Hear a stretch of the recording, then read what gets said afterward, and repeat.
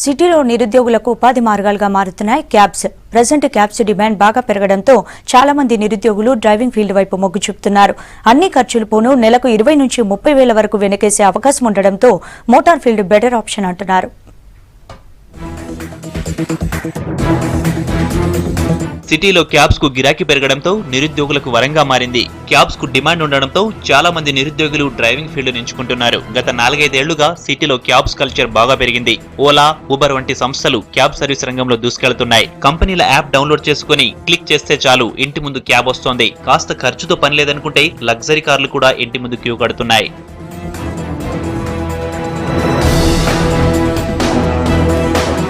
ప్రతి ఒక్కరూ motor business లోకి వస్తుండటంతో రోడ్డుపైకి వచ్చే క్యాబ్ల సంఖ్య గణనీయంగా పెరిగింది. దీంతో గతంలో మాదిరిగా లాభాలు లేవంటున్నారు డ్రైవర్లు.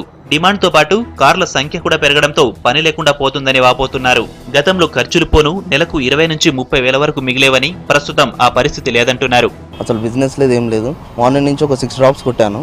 ఇంతవరకు మళ్ళీ ఏం లేదు, మాకు బిజినెస్ అనేది లేదు. ఓలా వాళ్ళు కూడా అలానే ఉంది. ఓలా వాళ్ళ పరిస్థితి కూడా అలానే ఉంది. డైలీ మార్నింగ్ రావాలి, ఇక్కడ చెట్ల కింద పెట్టుకోవాలి, కూర్చోవాలి, అంతే. మార్నింగ్ ఓన్లీ సాఫ్ట్వేర్ వాళ్ళు ఎక్కుతున్నారు, దిగుతున్నారు, అంతే. వచ్చిన దానికంటే ఖర్చు అయితే ఎక్కువ ఉంది.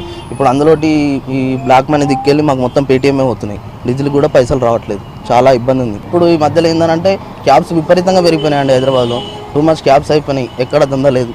బ్యాంకుల్లో వాయిదా పద్ధతిలో కార్లు తీసుకోవడంతో ఇన్స్టాల్మెంట్ కట్టడం కూడా కష్టంగా మారిందంటున్నారు డ్రైవర్లు. డీజిల్ మెయింటెనెన్స్ పోను రోజుకు 200-300 కూడా మిగలడం లేదంటున్నారు. ట్రిప్పులు లేక రోడ్ల మీద ఖాళీగా ఉండాల్సి వస్తోందంటున్నారు. ప్రభుత్వం చొరవ తీసుకుని ఓనర్ కమ్ డ్రైవర్ అన్న వారికి మాత్రమే ఎల్లో ప్లేట్ ఇచ్చేలా చర్యలు తీసుకోవాలని కోరుతున్నారు. యాక్చువల్ గవర్నమెంట్ ఏంటంటే వీళ్ళు చూసుకోవాలి, వెహికల్స్ ఆపేయాలి. ఆపేసి ఇట్లా యాక్చువల్ ఏంటంటే డ్రైవర్ కమ్ ఓనర్కి అయితేనే ఇవ్వాలి బండ్లు. ఎవరెవరో బండి పైసలు ఉన్న వాళ్ళే బండ్లు కొంటుళ్ళు, డ్రైవర్లను నడిపించుకుంటుళ్ళు.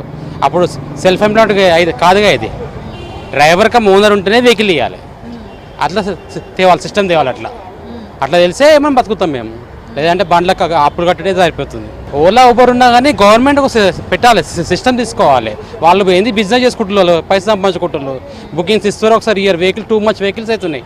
డైలీ 100-200 బండ్లు కొత్తవి వస్తూనే ఉన్నాయి. అబ్బా వెహికల్స్ ఆపేస్తే మంచిగా ఉంటుంది. ఇప్పుడు ముందేమో అప్పుడు వెహికల్ తక్కువ ఉండే, మార్నింగ్ వస్తే మాకు బుకింగ్ పడుతుంది. ఇప్పుడు ఒక గంట అయినా బుకింగ్ పడతలేదు.